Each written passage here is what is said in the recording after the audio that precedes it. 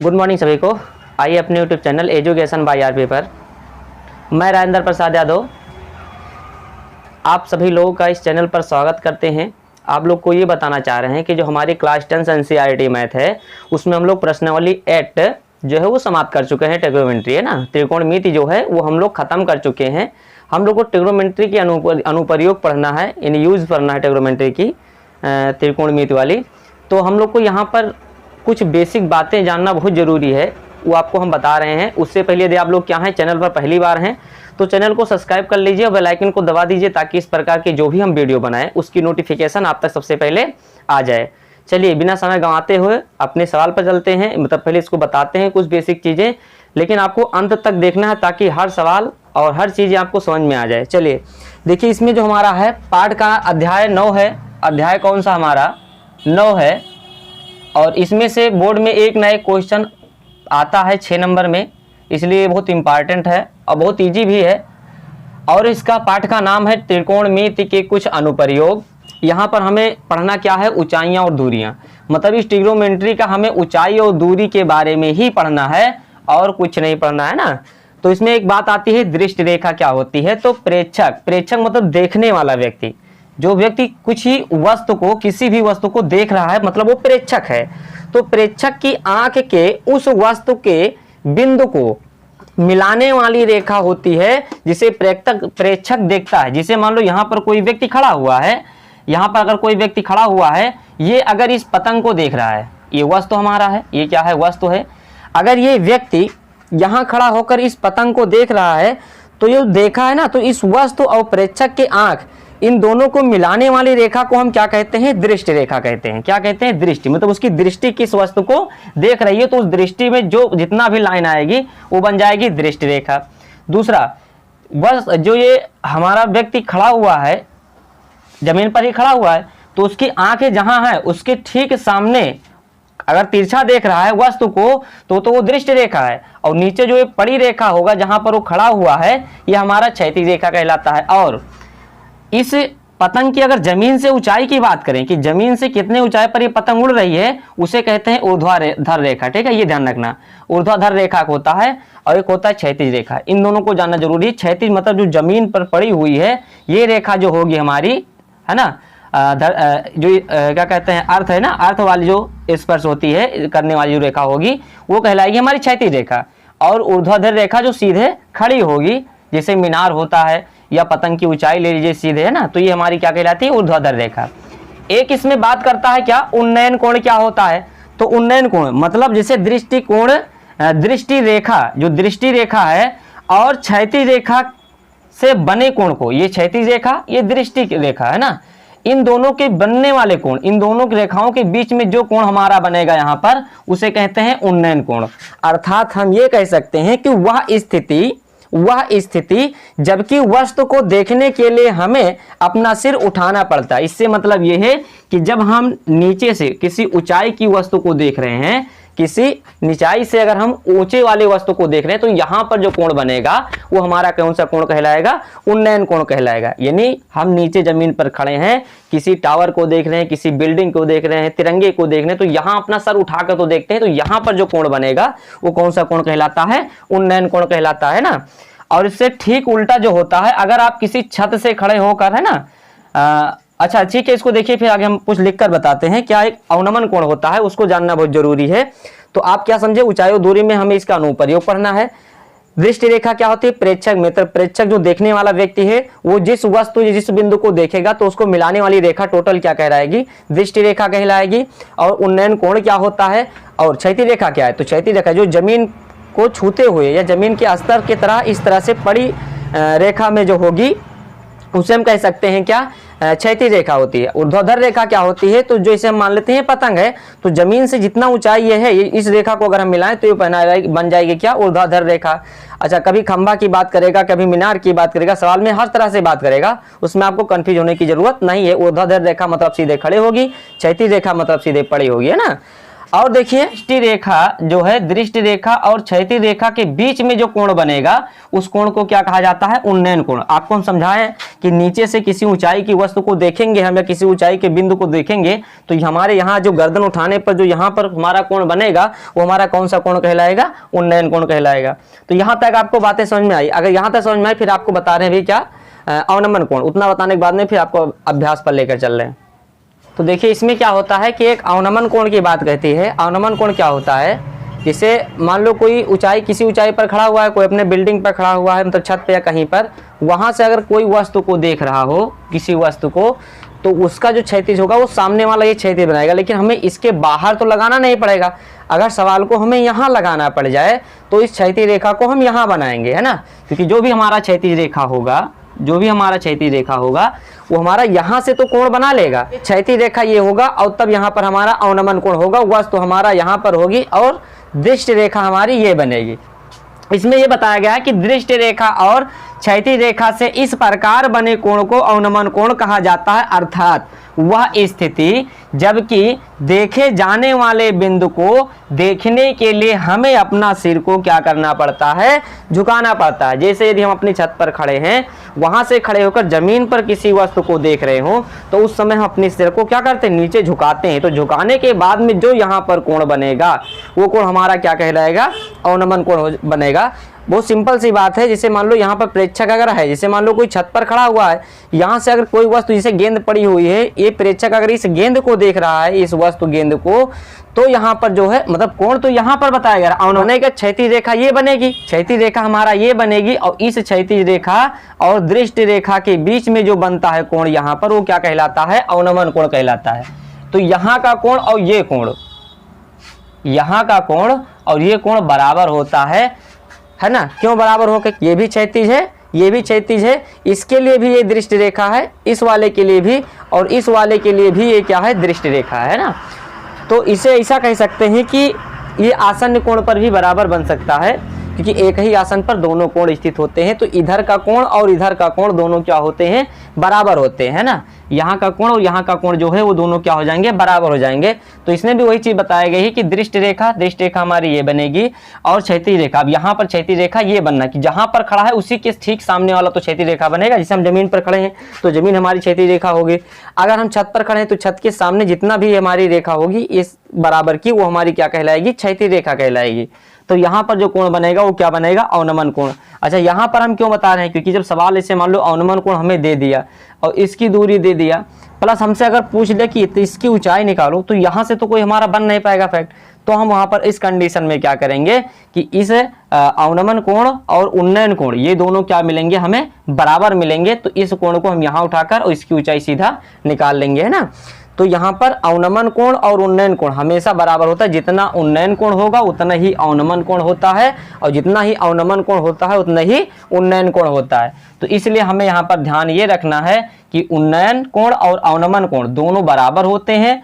कैसे बनता है अवनमन कोण? तो जब हम किसी वस्तु को किसी ऊंचाई से खड़े होकर नीचे की तरफ जब अपना हम सिर झुकाकर देखते हैं, उस स्थिति में जो हमारा कोण बनता है यानी ऊपर क्षैतिज और दृष्टि रेखा, यहाँ पर जो कोण बनेगा झुकाने के बाद वो कोण हमारा क्या कहलाता है? अवनमन कोण कहलाता है। तो ये सब बातें आपको समझ में आ गई है। अगर आ गई है तो आपको लेके चलते हैं प्रश्नावली पर। देखिए यहाँ तक, चलिए देखिए ये हमारा जो सवाल है प्रश्नावली 9.1 का पहला नंबर सवाल ये कह रहा है कि सर्कस का एक कलाकार, सर्कस में एक कलाकार है और एक 20 मीटर लंबी डोर पर चढ़ रहा है जो अच्छी तरह से क्या है? तनी हुई है। डोर मतलब डोरी है, पगहा है, रस्सा है ना, रस्सा है। तो वो क्या कर रहा है कि एक सर्कस का कलाकार है जो एक 20 मीटर बता रहे, जो एक 20 मीटर लंबी डोर पर चढ़ रहा है जो अच्छी तरह से तनी हुई है। कौन सी डोर है? तो ये हमारी डोर है, ये हमारी क्या है? डोर है, जिसकी लंबाई कितनी है? ये हमारी है 20 मीटर। कितनी है? 20 मीटर है। और बता रहा है कि तनी हुई है और भूमि पर सीधे लगे खंभे, भूमि पर मतलब ये भूमि है और इस पर एक खंभा है। ये क्या है? एक खंभा है जो इस पे सीधे ऊपर ऊपरी सीढ़ी पर ये क्या है? बंधा हुआ है और नीचे किसी से बांधे हुए है, सीधे तनी हुई है क्योंकि ढीलीपन नहीं है। तो सीधे लगे खंभे के शिखर से बंधा हुआ है, ये खंभा, इस खंभा का शिखर है, यहाँ पर जो है ये डोर बंधी हुआ है, यानी बांधा हुआ है, बंधा हुआ है। यदि भूमि स्तर के साथ, यानी भूमि हमारी ये है, ये हमारा क्या है, खंभा है, ये हमारी भूमि है, ये हमारी डोर है, क्या है, डोर है, ये हमारी भूमि है और ये हमारी क्या है, खंभा है। समझिए, यहाँ पर इसी फिगर बना दिया था, देखिए हम समझा रहे हैं, आगे फिगर बना नहीं मिलेगा, शुरुआत का पहला सवाल है इसलिए फिगर दे दिया है किताब में। यदि भूमि स्तर के साथ डोर द्वारा, यानी ये भूमि है, इसके साथ ये डोर है, इसके द्वारा जो बनाया गया कोण है, यहाँ पर कोण, ये जो कोण है वो कितना है, 23 डिग्री हो तो हमें खंभे की ऊंचाई निकालनी है, इसकी ऊंचाई हमें पता करना है। इसकी हाइट हम मान लेते हैं h, हाइट है, मान लेते हैं h है। तो ये हमें दिया गया, इसकी आकृति वैसे तो हमें बता दी गई कि आकृति है, ये आकृति हमारी है। तो ये हमारा क्या है, सवाल पढ़ लिए आप लोग को समझ में आ गया। अब आपको हम हल करना कैसे बताते हैं। आप लिखोगे पहले हल, और इसके बारे में जो कुछ है उसको आप लिखोगे। क्या लिखोगे कि जो हमारा AC है, AC क्या है, तो AC एक डोर है, क्या है, AC एक डोर है जिसकी लंबाई कितनी है, जिसकी लंबाई 20 मीटर है, जिसकी लंबाई क्या है, 20 मीटर है। और AB क्या है, AB क्या है, एक खंभा है जिसकी ऊंचाई हमें पता नहीं, लेकिन हमने मान रखा है कितना, h मीटर, कितना मान रखा है, h मीटर। BC क्या है, BC जो है ये भूमि है, क्या है, भूमि है, तथा भूमि और डोर के बीच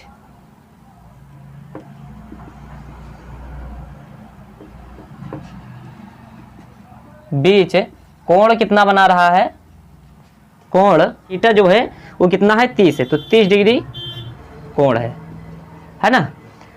अभी हमारी क्या है, हमने सारे इसके बारे में लिख दिया। AC क्या है, AC डोर है जिसकी लंबाई कितनी है, 20 मीटर है।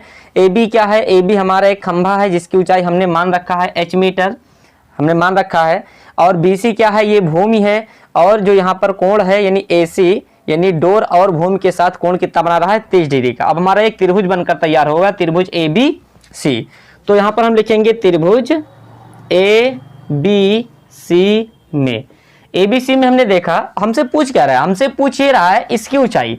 तो आप हमें ये बताइए कि ये हमारा ऊंचाई है, यहाँ पर कोण बना रहा है। हम आपको ये बताए थे कि जहाँ कोण बनेगा उसके ठीक सामने वाला किसका कार्य करता है, आप लोग बता देंगे, किसका, लंब का। किसका काम करता है, लंब का। यानी जहां पर कोण की बात कर रहा होगा उसके ठीक सामने वाला किसका कार्य करता है, लंब का कार्य करता है, जिसे हम शॉर्टकट में किससे दिखाते हैं, L से दिखाते हैं ना। यहां तक बातें आपको समझ में आया।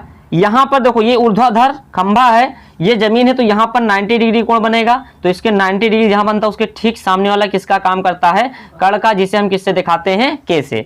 बचा तीसरा भूमि, भूमि हमारा आधार का काम कर रहा है, ये आपको समझ में आ गया, जिसे हम किससे दिखाते हैं, कैपिटल A से दिखाते हैं। अब आप हमें ये बताइए बात किसकी कर रहा है, दिया हमें क्या है, कर्ण है, निकरुआ क्या रहा है, लंब, क्योंकि खंभा की ऊंचाई क्या है, लंब है। तो आप ये बताइए कि लाल बटे कक्का को आप पढ़े हैं, लाल बटे कक्का तो आपको याद ही होगा। लाल बटे कक्का में आप ये बताइए लंब और आधार किसमें काम करता है, तो टैन में कार्य करता है। किसमें करता है, टैन में। आधार बटे कर्ण किसमें कार्य करता है, तो काश में कार्य करता है, काश थीटा में, है ना। और लंब बटे कर्ण किसमें कार्य करता है, तो ये हमारा बनता है साइन थीटा। यानी हमारा यहाँ चर्चा किसका हो रहा है, लंब और कर्ण में संबंध बता रहा है।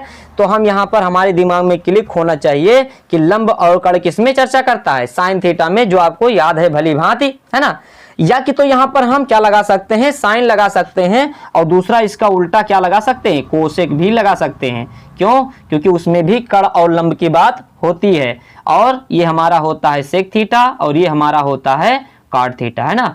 तो यहाँ पर जिस दोनों की बात करेगी, जैसे यहाँ पर बात जो कर रहा है वो हमें कर्ण दे रखा है, लंब पूछ रहा है, तो लंब और कर्ण किसमें संबंध होता है, एक तो साइन थीटा में सीधे सीधे होता है, और उल्टा में किसमें होता है, तो कोसेक थीटा में होता है। तो हम चाहें तो साइन थीटा भी लगा सकते हैं और हम चाहें तो कोसेक थीटा भी लगा सकते हैं। तो हमने त्रिभुज में लिख दिया, त्रिभुज एबीसी में हमने क्या लिखेंगे साइन थीटा। किसकी बात किसकी कर रही है? लंब और कर्ण की, और लंब और कर्ण किस में होता है? साइन थीटा में होता है। तो साइन थीटा बराबर, अब लंब बटे कर्ण होता है, लंब बटे कर्ण, लंब क्या है? बीसी है। लंब क्या है? सॉरी बीसी नहीं है, लंब क्या है? एबी है। लंब हमारा क्या है? तो हम लिखेंगे एबी, वो लंब नहीं लिखेंगे इसका भुजा का मान क्या होता है? एबी। और बटे में कर्ण क्या है? तो कर्ण यहां पर हमें दिया है एसी।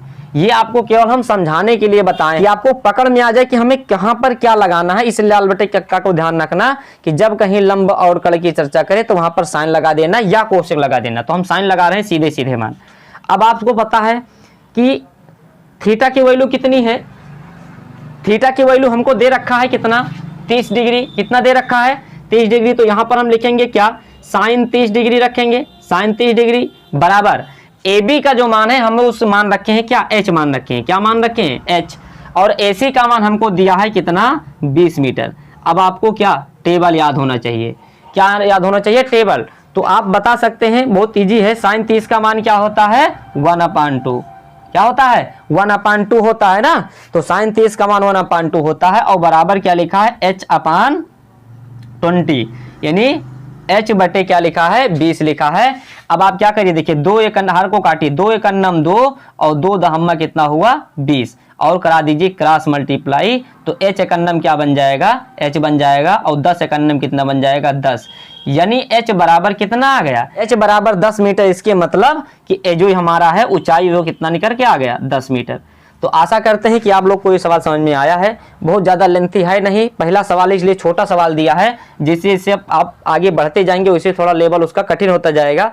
बहुत ही सरल है, आप लोग को समझ में आ गया होगा। कुछ करना ही नहीं है। इसके बारे में आपको फिगर में दिया गया था, फिगर लिख देना है क्या क्या है। उसके बाद में किसकी चर्चा करती है? लंब और कर्ण की। तो लंब और कर्ण किस में बात करता है? साइन थीटा में। तो लाल बटे कक्का से हम पता कर लेंगे साइन थीटा, लिखेंगे त्रिभुज एबीसी में क्या लगाएं? साइन थीटा बराबर।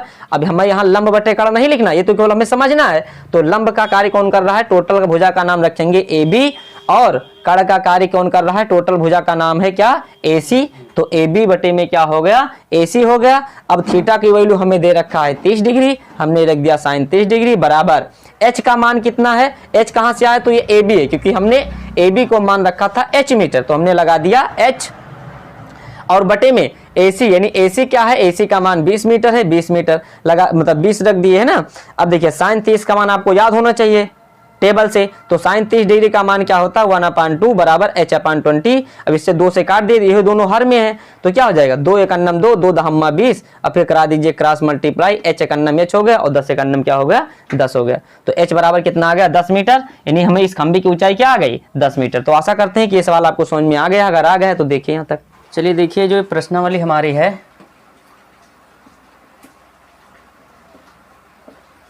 9.1, इसका दूसरा नंबर सवाल देखिए। दूसरा नंबर सवाल देखिए, उतारेंगे नहीं इसे। देखिए ये हमारा सवाल नंबर दूसरा है। इसमें कह रहा है आंधी के आने से एक पेड़ टूट जाता है। तो मान लेते हैं कि ये हमारा एक पेड़ है और यहाँ से हमारा क्या हुआ? ये पेड़ टूट गया, टूट जाता है।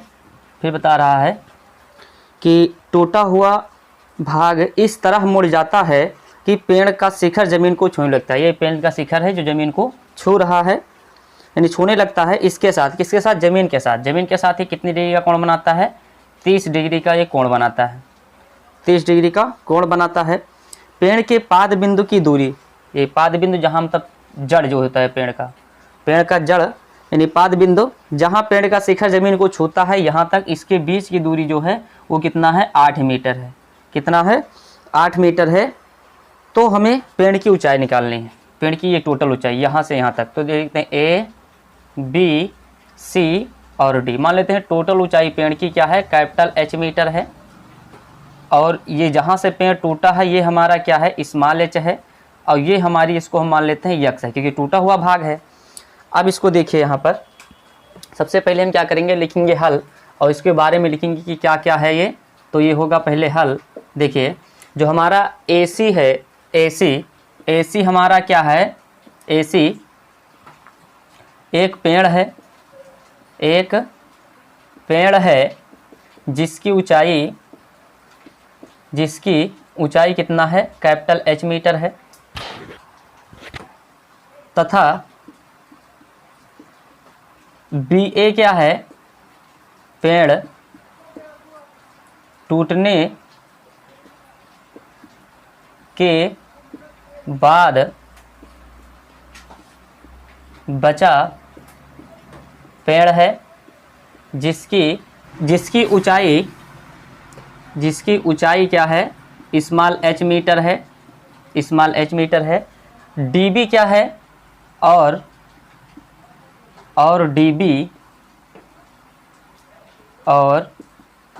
DB जो है, DB टूटा हुआ पेड़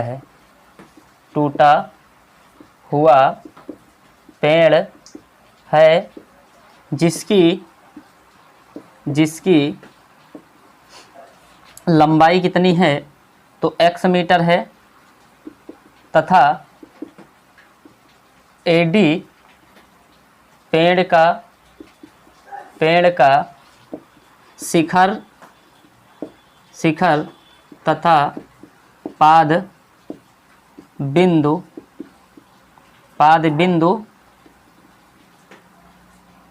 बिंदु की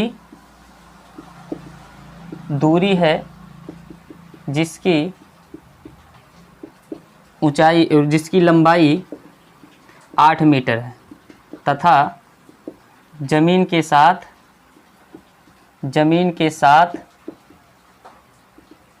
30 डिग्री का कोण बनाता है। अब देखेंगे, पहले देखिए इसमें जो है, अगर हम ये स्मॉल h निकालना चाहें तो ये हमारा क्या है, आधार है, ये लंब है।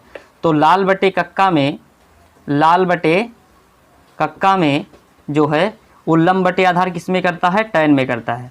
तो त्रिभुज हम ABD में जो है, त्रिभुज ABD में क्या लगाएंगे, tan थीटा लगाएंगे। क्या लगाएंगे, tan थीटा। ये क्या होगा, AB होगा, AB, और बटे में क्या होगा, DA होगा या AD होगा। यानी ये हमारा क्या है, लंब का कार्य करता है, ये आधार का, लेकिन लंब का हमें लिखना नहीं, केवल इसका मान लिखना है। तो ये क्या हो जाएगा, AB हो जाएगा, और ये क्या हो जाएगा, AD हो जाएगा। अब मान लगा जी, ये देखिए tan थीटा, यानी tan का मान कितना है, ये थीटा का मान कितना है, 30 डिग्री है, 30 डिग्री, और AB का मान क्या है, H है, और E का मान क्या है, इसका मान हमारा 8 है, यानी AD का मान कितना है, 8 है। अब इस tan 30 का मान क्या होता है, 1/√3 होता है, 1/√3, ये हो जाएगा H बटे 8। क्या करेंगे, इसका कैंची गुणा मार देंगे, तो ये बन जाएगा √3H, और 8 एकन्नम 8। अगर हम H का मान निकालें, तो ये गुणे में है तो कहाँ पहुँच जाएगा, बटे में। ये बनेगा क्या, 8/√3। यहाँ तक आप समझ गए।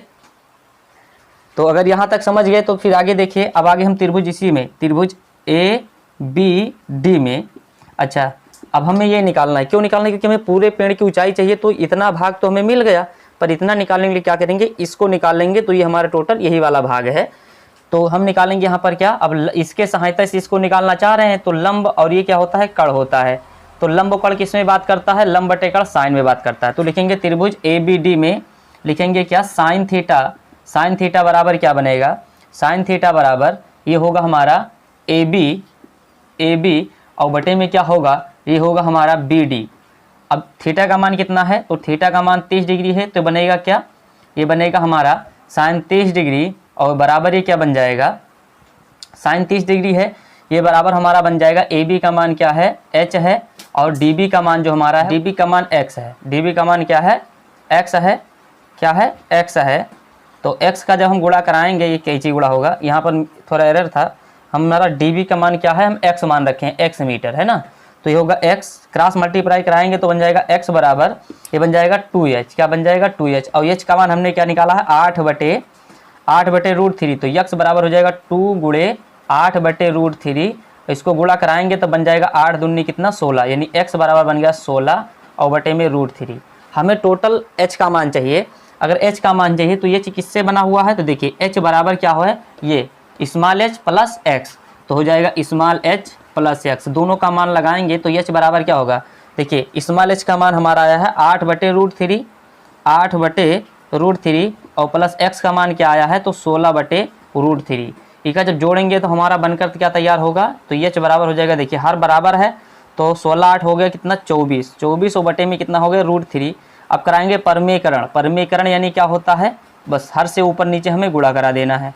तो हर से ऊपर नीचे जब गुणा कराएंगे तो ये बन जाएगा क्या h बराबर बन जाएगा 24 और √3 और √3 यानी इसका √3 का जब गुणा करेंगे तो बन जाएगा 3, 3 से काटेंगे 3 एक 3, 3 24, 3 24, h बराबर क्या बन जाएगा 8 और √3। तो ये बन जाएगा हमारा आंसर, है ना, इतना मीटर आ जाएगा। ये से बराबर नहीं, पूरे पेड़ की जो ऊंचाई है वो हमारी क्या है 8√3 मीटर। तो ये हमारा बन जाएगा आंसर। तो आशा करते हैं कि ये सवाल आपको समझ में आ गया है। अगर आ गया है तो देखिए यहाँ तक। चलिए देखिए ये जो हमारा है सवाल नंबर 3, सवाल बड़ा है इसलिए बोर्ड पर उतार नहीं रहे हैं, आप लोग को पढ़कर सुनाते हैं फिर सवाल को हल कराते हैं। थोड़ा थोड़ा पढ़ते रहते हैं और हम क्या करते हैं सवाल को हल क्या करते हैं। लिखा है एक ठेकेदार बच्चों को खेलने के लिए एक पार्क में एक फिसलन पट्टी लगाना चाहता है जो वो 5 वर्ष से कम उम्र के बच्चों के लिए 5 वर्ष से कम यानी 5 वर्ष से यहाँ कम होंगे, 5 वर्ष से कम बच्चों के लिए है, कम उम्र के। और उसमें क्या कह रहा है कि फिसलन पट्टी लगाना चाहता है जिसकी शिखर 1.5 मीटर की ऊंचाई पर, यानी ये जो शिखर है यानी ये टोटल जो पोल है इसकी ऊंचाई जो हमारा है 1.5 मीटर है ना। और ये हमारी क्या है फिसलन पट्टी है, ये हमारी क्या है फिसलन पट्टी है ये। और ये फिसलन पट्टी हमारी हो गई है ना। और बता रहा है कि ये फिसलन पट्टी जो है वो भूमि से 30 डिग्री का कोण बनाती है, यहाँ पर कितना डिग्री का कोण बनाती है 30 डिग्री का। तो हमें क्या बताना है फिसलन पट्टी की लंबाई बताना है। और आगे बता रहा है एक सवाल कि जबकि उसमें अधिक उम्र के बच्चों के लिए 30 मीटर की ऊंचाई पर, यानी अब 5 वर्ष से अधिक वर्ष उम्र के है ना, 5 वर्ष से अधिक उम्र के, तो यहाँ पर जो बनेगा वो बनेगा उसकी ऊंचाई कितनी मीटर पर लगी हुई है, बता रहा है 3 मीटर पर लगी हुई है। कितना है इसका शिखर 3 मीटर पर है। और ये भी क्या है फिसलन पट्टी की हमें क्या बताना है लंबाई बताना है। अब ये भूमि के साथ कितनी डिग्री का कोण बनाता है तो ये भूमि के साथ 60 डिग्री का कोण बनाता है। कितने डिग्री का यहाँ पर 60 डिग्री का कोण बनाता है ना।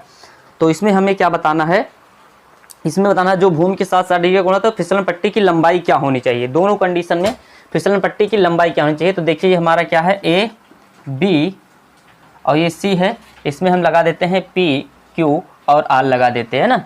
अब देखिए यहाँ पर क्या होगा, अब हम इसके बारे में थोड़ा लिख देते हैं, लिखेंगे हल।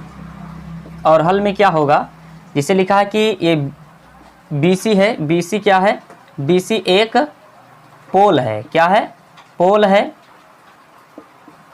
है जिसकी ऊंचाई कितनी है तो जिसकी ऊंचाई जो है वो कितना है, ऊंचाई कितना है 1.5 मीटर है ना। और ये क्या है AC क्या है, AC एक फिसलन पट्टी है, AC एक फिसलन पट्टी है, क्या है फिसलन पट्टी है ना। और जिसकी लंबाई कितनी है, जिसकी लंबाई हम मान लेते हैं ये x है, क्या है x है, जिसकी लंबाई x है। और फिसलन पट्टी यहाँ बिंदु A पर कितने, बिंदु A पर 30 डिग्री का क्या बनाता है कोण बनाता है।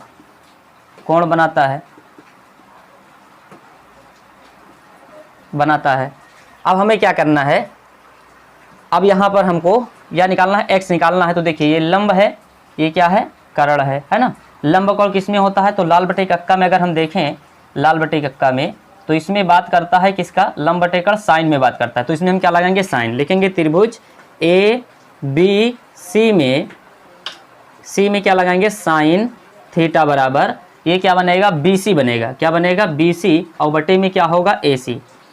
क्योंकि हमें यहाँ केवल समझना है कि इसमें हम लगाएं तो क्या लगाएं, 6 अनुपात है, 6 में से हमें क्या लगाना है तो इसके लिए हम इसको लिखेंगे। और यहाँ पर लिखने की जरूरत हमें नहीं है, केवल हमें समझ लेना है कि ये कौन सा हमें लगाना है, साइन कॉस टेन या कोसेक या सेक या कॉट, तीनों में 6 में से हमें क्या लगाना है वो हमें क्यों समझना है। तो यहाँ पर लंब बटे कर्ण की तो हम साइन लगा सकते हैं कि तो कोसेक लगा सकते हैं। अगर साइन लगाएंगे तो बनेगा BC बटे AC और साइन थीटा, थीटा की वैल्यू कितनी है 30 डिग्री, तो लिखेंगे कितना साइन 30 डिग्री बराबर BC का मान कितना है, तो BC का मान जो है वो 1.5 है और AC का मान क्या है, AC का मान x है। अब इसका मान जब लगाएंगे तो साइन 30 का मान क्या होता है 1/2 होता है, साइन 30 डिग्री का मान 1.5 होगा, 1.5 और बटे में क्या हो जाएगा x हो जाएगा। अब क्या कराएंगे, क्रॉस मल्टीप्लाई कराएंगे तो क्या हो जाएगा, ये बन जाएगा हमारा x एकन्नम x और 15 दूना कितना बन गया 30, पॉइंट कितने अंक बाद लगेगा 1 अंक बाद, है ना। तो पॉइंट के बाद चाहे 0 लगाएं या ना लगाएं, ये हमारा क्या आ जाएगा 3 मीटर, यानी फिसलन पट्टी की इसमें लंबाई कितना हो जाएगी 3 मीटर आ जाएगी। ये जो हमारा है इसमें भी वही कहानी है, इसमें भी वही कहानी करना है जो इसमें हम लोग को करना है। तो लिखोगे पहले क्या, हल लिखोगे और हल में क्या क्या है, इसे इसमें क्या है QR, ये R है, ये हमारा क्या है R है, तो लिखेंगे क्या QR एक क्या है पोल है जिसकी ऊंचाई कितनी है, तो जिसकी ऊंचाई हमारी जो है यहाँ पर वो दे रखा है 3 मीटर, कितना दे रखा है 3 मीटर। इसको हम मान लेते हैं कि ये ही क्या है x है या y है, कुछ भी मान लो XY, तो अगर x यहाँ माने तो इसको y मान लो, कोई दिक्कत नहीं है। तो ये हमारा होगा।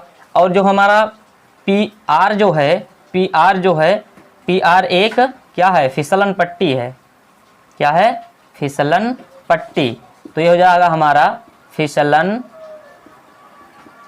पट्टी है और इसकी लंबाई कितनी है,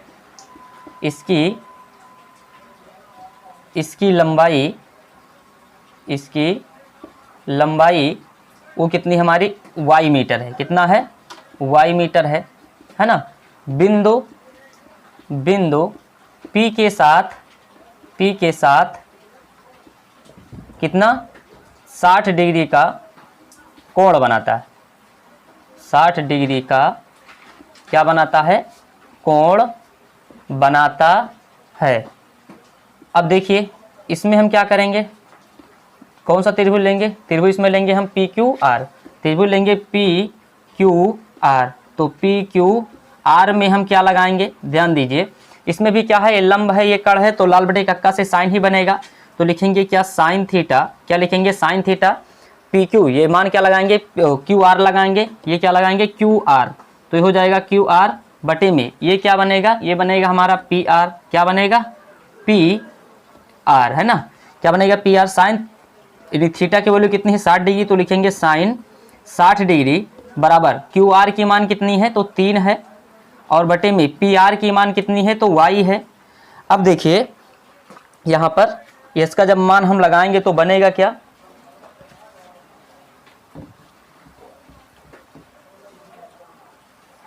साइन 60 का मान क्या होता है, तो ये √3/2 होता है, क्या होता है √3/2 बराबर ये क्या है 3 और बटे में है y, क्रॉस मल्टीप्लाई मारोगे जब तो ये बन जाएगा देखिए √3y और बराबर 3 दूनी 6, ये गुणे में है तो कहाँ जाएगा बटे में, तो y बराबर क्या हो जाएगा 6 और बटे में √3। क्या करते हैं कि √3 नीचे छोड़ेंगे नहीं, हर में नहीं होना चाहिए कुछ, तो हम क्या कराएंगे √3 से ऊपर नीचे गुणा करा देंगे, तो y बराबर क्या बन जाएगा 6 √3 और बटे में क्या बन जाएगा ये बन जाएगा हमारा √3 कितना हो जाता है 3 हो जाएगा। अब क्या करेंगे इसको काटोगे जब तो 3 एकन्नम 3 और 3 दूनी 6, यानी y का जो मान निकल के आएगा यहाँ पर y बराबर वो हमारा बन जाएगा कितना 2√3 मीटर। यानी इसमें जो 5 साल से ऊपर वाले बच्चों के लिए जो बनाया गया है फिसलन पट्टी उसकी लंबाई कितनी है 2√5 मीटर है और 5 साल से कम वाले उम्र के लिए उनकी जो फिसलन पट्टी है उसकी लंबाई कितनी है 3 मीटर है।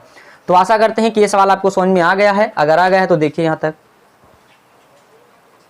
चलिए देखिए इसमें जो हमारा है चौथा सवाल हम बताने जा रहे हैं। इसका चौथा सवाल क्या है, इसको भी हम क्या करते हैं पढ़कर आपको सुनाते हैं, उतारते नहीं है क्योंकि उतारने से ज़्यादा समय लगेगा, किताब आप लोग के पास होगा ही है ना।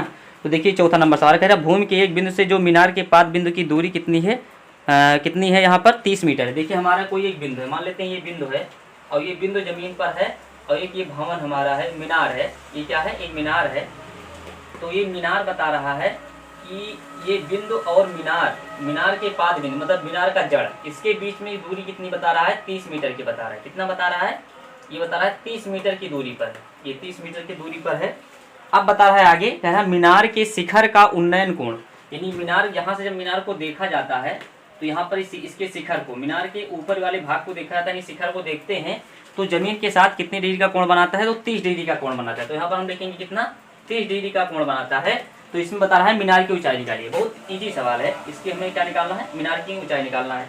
हमने सवाल पढ़ा कि भूमि के एक बिंदु से, मान लेते हैं भूमि की एक बिंदु कोई ए है, यहाँ से एक बिंदु जो हमारा ये BC है, ये क्या है, मीनार है।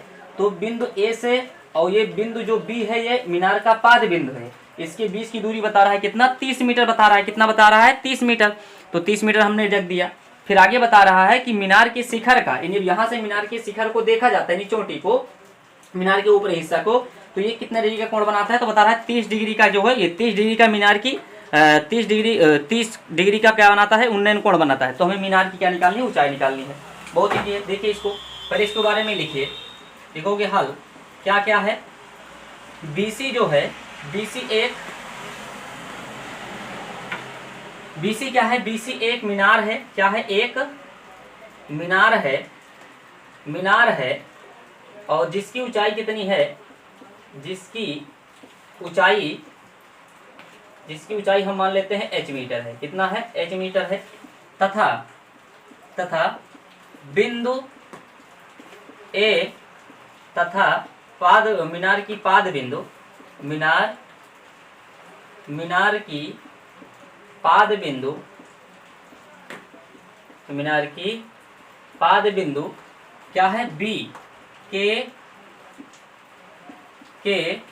बीच की दूरी जो है, बीच की दूरी कितनी है, 30 मीटर है। कितनी है, 30 मीटर है। तथा बिंदु A पर उन्नयन कोण, बिंदु A पर कोण कितना बनाता है, 30 डिग्री का कोण बनाता है। अब देखिए इसमें त्रिभुज जो हमारा ABC में बात करेगा, उसमें हम क्या लगा सकते हैं, हमें इसकी ऊंचाई निकालनी है h। तो ये हम समकोण त्रिभुज है, ये समकोण त्रिभुज है। इसके ठीक सामने वाला किसका काम करता है, ये कर्ण का काम करता है, जानते हैं आप लोग, है ना, ये कर्ण हो गया। अब जहां पर कोण की बात करेगा, उसके ठीक सामने वाला किसका काम करता है, लंब का। अब तीसरा बचा आधार। तो लंब और आधार किसमें चर्चा करता है, तो लाल बटे कक्का से अगर हम देखें, लाल बटे कक्का से, तो इसमें जो हमारा बात करता है लंब बटे कर्ण, किसमें, लंब बटे आधार किसमें बात करता है, टैन में बात करता है। क्या बात करता है, टैन में। तो यहाँ पर हम क्या लगाएंगे, लिखेंगे टैन थीटा। क्या लिखेंगे, टैन थीटा बराबर क्या होगा, BC, क्या होगा, BC और बटे में ये क्या लिखेगा, यानी आधार हमारा बनेगा AB। क्या बनेगा, AB। थीटा की वैल्यू कितनी है, 30 डिग्री है। तो लिखेंगे क्या, टैन 30 डिग्री बराबर BC का जो मान है वो हमारा क्या है, h है। और नीचे AB का मान कितना है, 30 है। कितना है, 30 मीटर है। अब इसका मान लगाएंगे तो ये बनेगा 1/√3, यानी टैन 30 का मान क्या होता है, 1/√3 होता है। क्या करा दीजिए, क्रॉस मल्टीप्लाई करा दीजिए। तो ये क्या बन जाएगा, ये बन जाएगा हमारा √3h। क्या बन जाएगा, √3h बन जाएगा। और देखिए ये बराबर बनेगा क्या, 30 एकन्नम 30। अब h का मान निकालोगे अगर, तो h बराबर क्या लिखोगे, ये गुणे में है तो बच्चे पहुंच जाएगा बटे में, ये बचेगा क्या, बन जाएगा 30 और बटे में √3, √3। अब क्या करेंगे, √3 से ऊपर नीचे गुणा करा देंगे। तो जब गुणा कराओगे तो ये क्या बन जाएगा, h बराबर ये बन जाएगा 30 और √3, 30 √3 और बटे में √3 कितना हो गया, 3 हो गया। आप लोग जानते हैं √3 होता है, 3 एकन्नम 3 और 3 दहम्मा 30, यानी h बराबर कितना आ जाएगा, 10 और रूट में कितना, 3। इतना मीटर आएगा हमारा मीनार की ऊंचाई, यानी मीनार की ऊंचाई क्या बन जाएगा, ये बन जाएगा 10√3। तो आशा करते हैं कि ये सवाल आपको समझ में आया।